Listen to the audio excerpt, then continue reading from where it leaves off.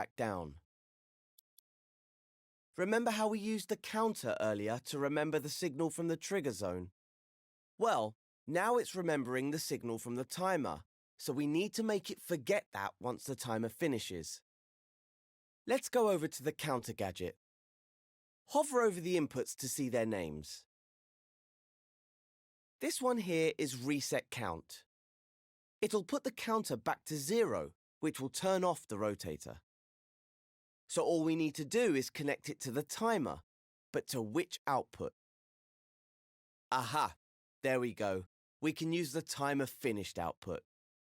Hover over it and create a wire with R2 or X. Then stretch the wire over to the counter and connect it to the reset count input. But we also need to reset the timer, otherwise the logic will only work once. So let's get another wire from the timer finished output and connect this one to the reset timer input. You'll recognize it by the rewind symbol on it. All we have left to do is to connect the trigger zone to the start timer port so Connie can activate it.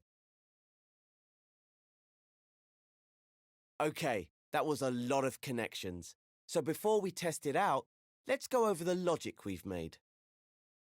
First, Connie activates the trigger zone, which sends a signal to start the timer. Once the clock starts running, the timer output becomes active. This tells the counter to count up. That then turns on the rotator and raises the bridge. Now this is where the really clever stuff kicks in. After 5 seconds, the timer finishes its count, which activates the timer finished output. This in turn resets the counter to 0, cutting the signal to the rotators and lowering the bridge.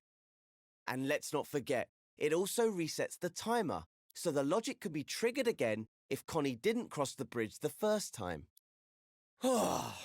Isn't logic exhilarating? Take your time digesting all that. Logic is easier to read if you route your wires neatly. Grab wires with X to change their paths.